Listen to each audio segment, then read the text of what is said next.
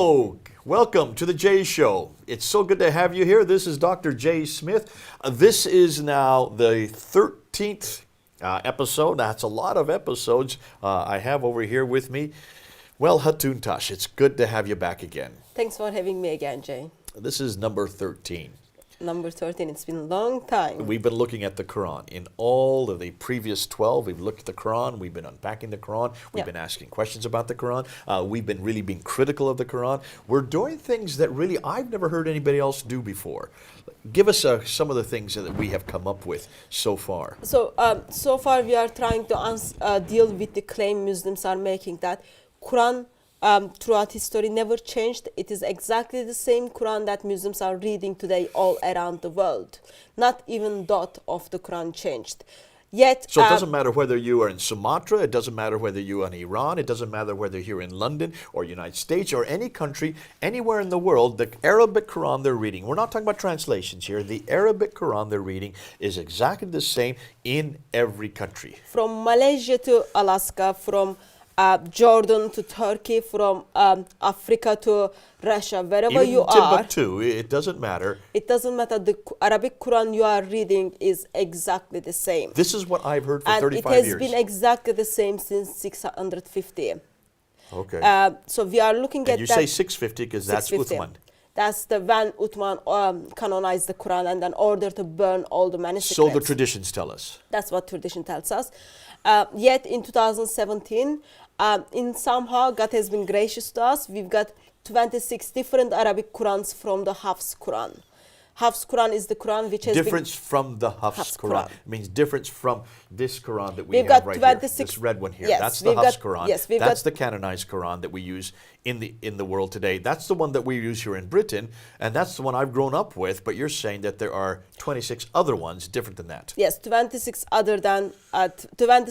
different Arabic Qurans other than Hafs Quran. In the Arabic text, not in the English text. Yes, we are talking about the Arabic scripture because we are aware that Muslims don't take the translations of the Quran as the Quran. We are looking at the Arabic writings and then we are comparing the Arabic writings. So we've got 26 different Arabic Qurans. We sat down and then we looked at the variations to hoping to find 10 or 20 variations from one Quran to another Quran.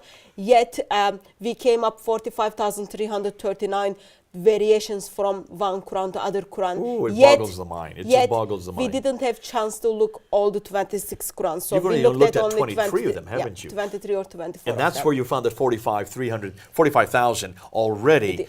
And you found quite a few more just a few weeks ago. You found over 1,300 just within a week's period. You're still going to keep working on it. I hope you continue to do so. We'll probably have to do another series of these in about a year or two.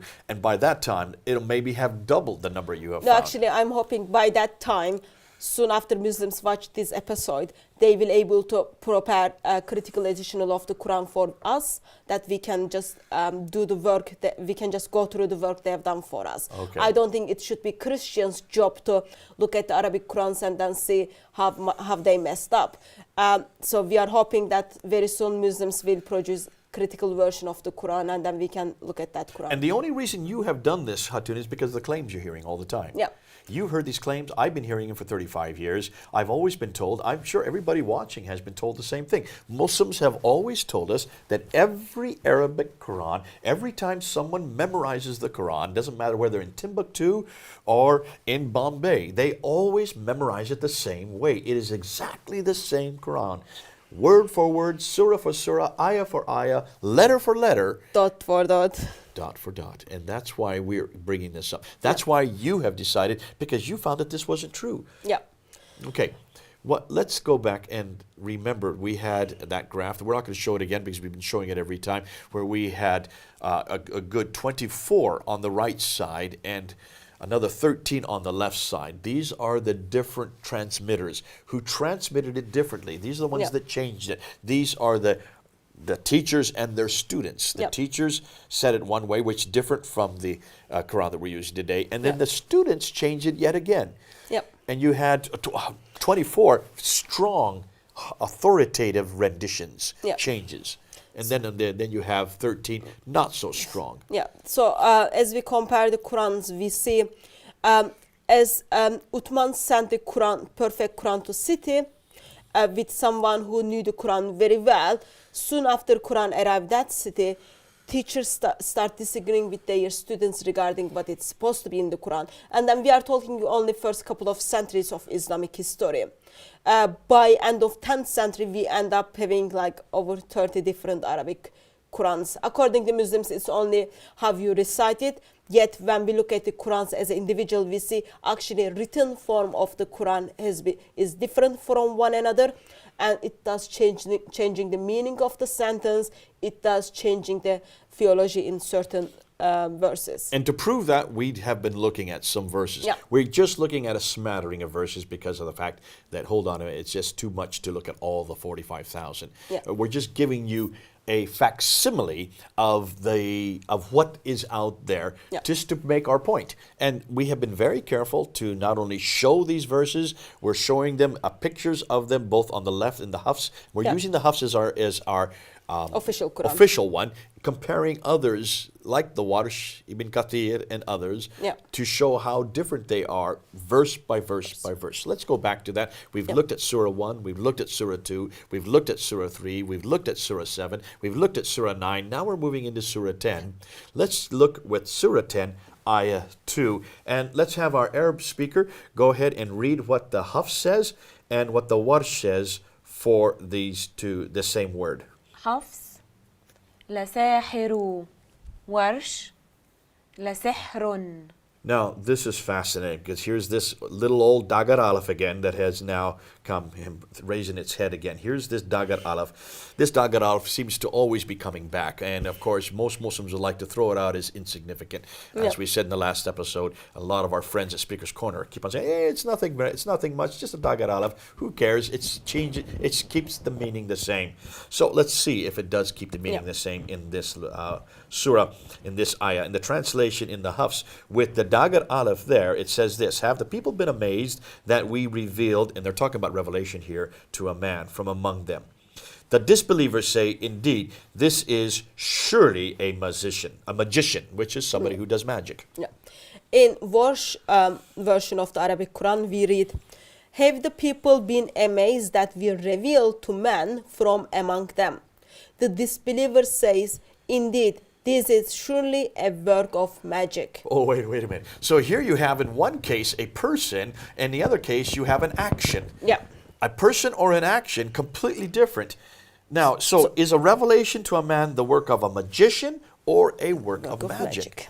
That's a good question to ask our Muslim friends. And as I said in previous episode, we will never know what Allah meant in the first place. We don't, because both of these, both the Hafs and the Warsh, are much later. They're coming to us in the 9th and 10th century. They're not even the original ones, and so that's why it's very important that we look and say, folks, you've got a problem here. Muslims, you've got a problem here, because is a man... if this concerns a man or does this concern an action? By putting the Dagar Aleph there or taking it away, it changes the meaning Are we significantly. talking about the magician or are we talking about the magic? So there are two different things. Even I'm not English speaker, even I am aware there are two different things. There you go. Let's go to the next verse, and this is Surah 15. We're going to jump to Surah 15. We're going to skip 11, 12, and 13. There are so many there, but we just want to get the best that we can show to give an idea of what we're about. Yeah. And let's look at the Hafs and the Warsh again, and let's look and see what this does to the words there, having our Arabic speaker do this at this time. حفص ننزل ورش تنزل. Okay, here you have not only a diacritical difference, you also have a vowelization difference. So if you look at the Hafs, you see the nun with one dot above the letter and a dhamma above it. So there's not only the dot is singular and the dhamma there. When we look over to the Warsh, it is two dots above the letter, and that makes it a ta with a fatta, not a dhamma. So you have a vowelization that is different, which then changes also. In the case of the Hafs, it then has a Z. It has to go down to a kasra, whereas in the Warsh, it stays as a fatta. So you can see this changes it completely. And look at how it changes the translation of it by changing not only the vowelization, but the diacritical marks. The translation in the Hafs is, we do not send down the angels except with truth, and the disbelievers would not then be reprieved. in version of the Arabic Quran tells us the angels do not descend except with truth, and disbelievers would not then be reprieved. Well, that's fascinating. So really, here you have a problem of who's doing the action here. Yeah. Does Allah send down the angels, or do the angels descend of their own accord? Yeah, we need to ask the question, who is the one who is doing the job of sending? That's right. Who is actually causing them to descend? God or angel. So if you take out a vowel and put another vowel in this case you take out the dhamma and put in a fatha, you're going to change, and you put the 1 dot to 2 dots, you're going to change not only the context, you're going to change the tense, you're going to change the action. Fascinating how something as insignificant as that does change the meaning. And as we talk about the angels, we are aware that Islamic tradition a bit messed up with the angels. We don't know actually who are those angels, what are those angels. So I think it's fair to ask the question, how those angels are descending, who is sending them, or are they using their own will to come down, or what's happening? Hatun, you're bringing this up from what we just did this last Sunday at Speaker's Corner, which is now on video. You can go see it in our Fander Films. Are these angels, is this Gabriel, is this Michael, are angels the same as these individuals? There's a lot of confusion as to who these angels are, even in the Quran. You can then understand why this confusion is, because even the writers of the Quran were changing the tense, changing the context, and sometimes, in this case, Allah has the action, sometimes the angels have the action. If that's going to be changed at this level, can you then understand why the theology and the meaning and then the understanding of who angels are and what their jobs are can be confused, even confusing whether or not Gabriel can be or Jibril can be an angel. And again, sad reality, because Muhammad didn't compile the Quran, because we don't have the Quran from the time of Uthman, we will never know what Allah meant in the first place. We're not even talking about Muhammad there. We're just talking back to Uthman. We don't even have his Quran. That's for a whole other series we're going to get into later. Let's now move on to the next verse, and this is Surah 18, Ayah 36. And let's have our Arab speaker go ahead and read the words there. حفص منها ورش منهما. You can see anybody who doesn't even read Arabic, just take a look at these two words and see that there's a meme that has been added later that does not exist in the first one. Minha, it does not have a meme between the ha and the aleph. When you look at the warsh, a meme has to be put in because above the ha you have a dhamma and then a meme followed by an aleph. Whereas in the Hafs version, it's just a ha with a fatha above it, followed by an aleph. Can you see visually? Can you see visually how an extra letter has been added? I hope you can do that by just looking at these two side by side. Now let's see how this changes the meaning. So in the Hafs, the translation is, and I think not the hour will ever come, and if indeed I am brought back to my Lord on the day of, in this case, in the day of resurrection, I surely shall find better than this when I return to him. And in version of the Quran, and I think not the hour will ever come, and if in need I am brought back to my Lord, I surely shall find better than both of them when I return to him. Wow, wow, wow, wow, wow. From better than this versus better than both of them. Then it's talking about two other things. Yeah.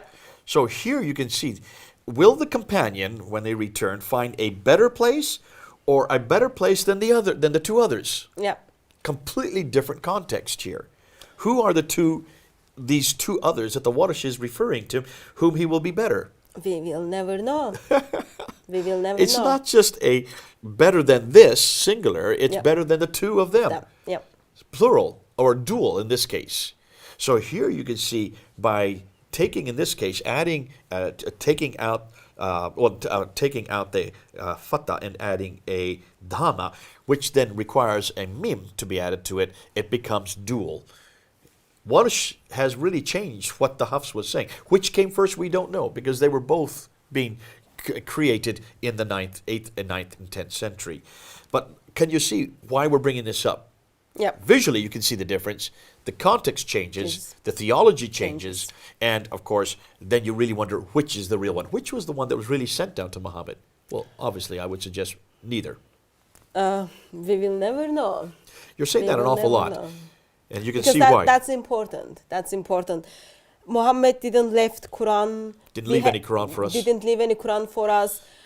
We don't have anything from Uthman. We are just depending on the writings are given to us from 8th century, 9th century, and they're all different from one another. And those verses affects eternity of our dear Muslim friends, and they will never know what meant Allah in the first place. Okay, now, we have not proven that we have nothing from the time of Uthman yet. Yeah. That's in the next series that we're going to get Sorry. into. We're going to look at the earliest manuscripts, and we're going to see exactly what you're saying, that not any of the earliest manuscripts come from the 7th century. They do not come from the time of Uthman.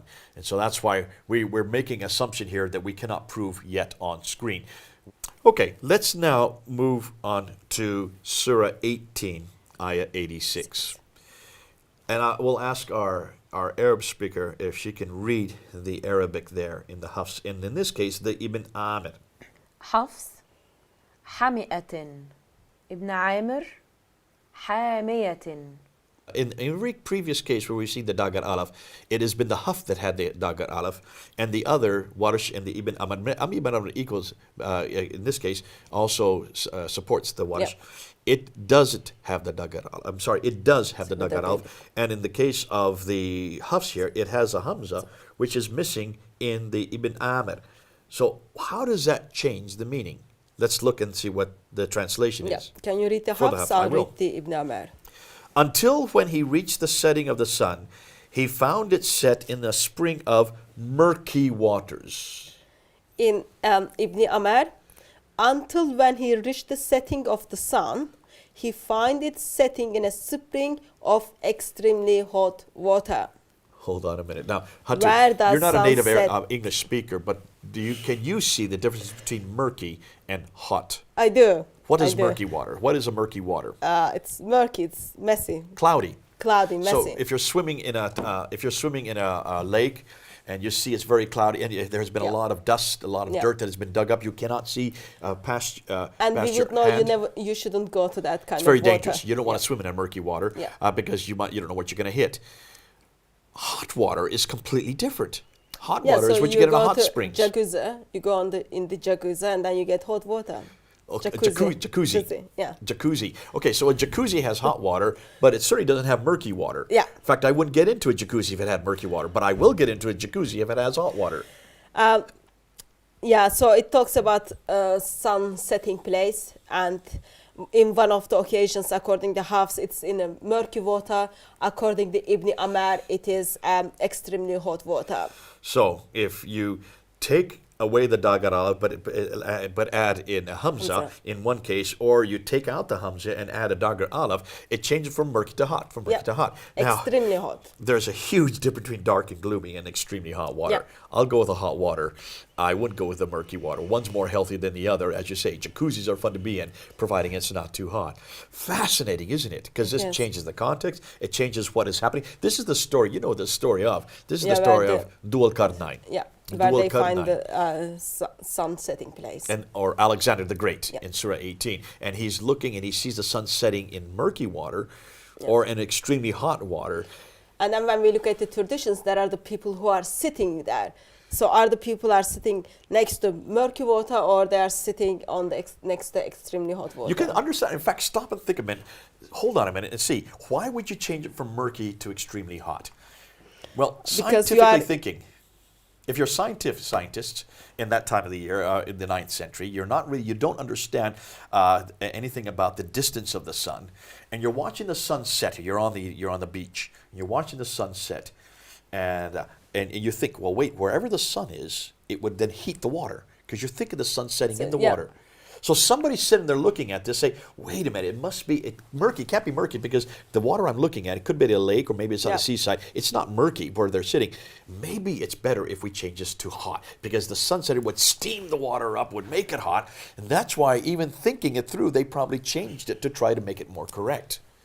That's Pre-scientific. That's a good theory, but we will never know what was their intention. We will never know that. You're kind of getting repetitive on this, Hatun. You're full Sorry of not about that. knowing. You're full of doubt. I like to try to think through why they came up with this conclusion. Sorry about and that. I love the fact that probably this is why they really thought it was going to steam the water up. But you do not do that to the Arabic text, and you certainly not do that to the Word of God. Yeah. If it really is the Word of God, which is the one he intended? What was it that Alexander the Great saw? Did he see the sun? As we know, it doesn't set into any water. Yeah. That's man's way of thinking. And that's why, interestingly, even that story from Dual Qarnayn, it comes from actually a tract written by the great, not great, emperor called Heraclius, Yeah. written in 632. He wrote this tract as an aggrandizement for himself, saying, this is me. I'm the one that Alexander the Great's talking about in 300 BC when he goes to the west and he sees the sun setting in the water, and he goes to the east and he sees the sun coming back out of the water. As he's looking at it, he's saying, Alexander the Great then goes to the north and he sees people being, they're being Yep. destroyed by these barbarians. He builds a wall of iron and brass. We're not even going to talk about that. And then the people turn to him and says, in 900 years, someone's going to come and going to destroy those barbarians across the mountains. And Heraclius says, it is me. I'm the one Yeah. that this prophecy is about. I'm the one that Alexander the Great was referring to. It's a political tract. That gets incorporated into the Quran in Surah 18. Of course, when they incorporate it, it looks like, in one case, Hafs thought it was murky water, and Ibn Amir thought it may be hot water. But listen, this is just a nice little tract that comes from a man made anyway. You Yeah. can change it at will as you want. Yeah. Fascinating. We And can unpack that. it's only playing with couple of small letters of Arabic language. A Dagar Aleph or not Yeah, a Dagar Aleph Hamza, yeah. changes it completely, and in one case putting a Hamza in or taking it out. Now let's go on, and we have a few minutes left, so we want to continue on with Surah 19. Verse 77, let's have our Arabic reader then read the two words there. حفص ولدا خلف ولدا. So let's take a look at this. On the Hafs side, waladan, and you have a fatha above the letter waw. Yeah. And on the Khalaf side, you have a dhamma above the waw, which makes it wuldan versus waladan. Yeah. And of course, if you have a wala, you have also a fatha above the lam.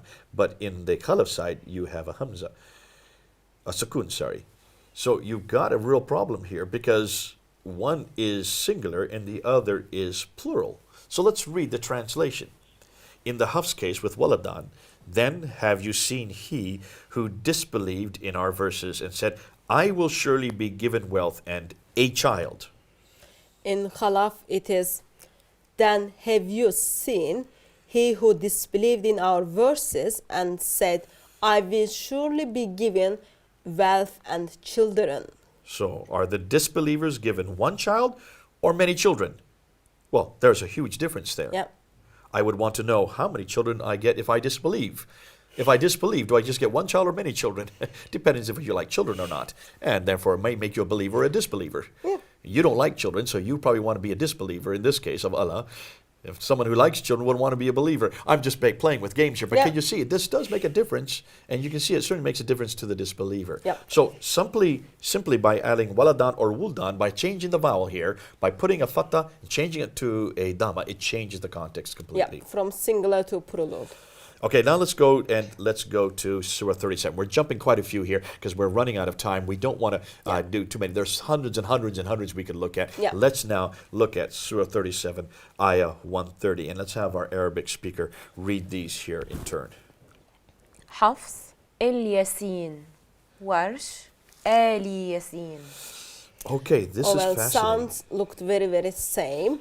It's both talking about Elias, Yeah. the prophet Elias, but it makes a huge difference by either il or ali, by either putting an aleph there with a kasra at the bottom, or putting an aleph there with a fatha at the top and a hamza before it. Can you see what happens?